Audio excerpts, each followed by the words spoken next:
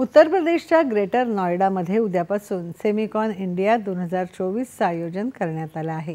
या पार्श्वभूमीवर पंतप्रधान नरेंद्र मोदी यांच्या अध्यक्षतेखाली सेमीकंडक्टर क्षेत्रातल्या अधिकाऱ्यांची बैठक आज होत आहे।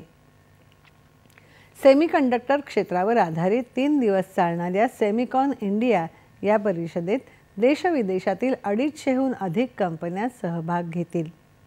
सेमीकंडक्टर उत्पादन करणाऱ्या कंपन्या यामध्ये आपल्या नवनवीन कल्पनांचं सादरीकरण करतील। जागतिक नेता, सेमीकंडक्टर क्षेत्रातील तज्ञ, शिक्षण तज्ञ, सरकारी अधिकाऱ्यांसह 1 लाख नागरिकांचा सहभाग या परिषदेत अपेक्षित आहे। भारतातील सेमीकंडक्टर उत्पादनातील क्षमतांना जागतिक पातळीवर सादर करण्यासाठी सेमिकॉन इंडिया 2024 एक उत्तम मंच ठरेल।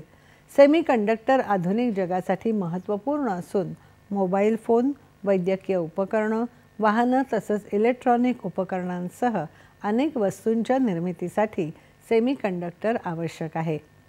संभावित रोजगाराच्या संधी उपलब्ध करणं हा देखील या परिषदेचा उद्देश आहे।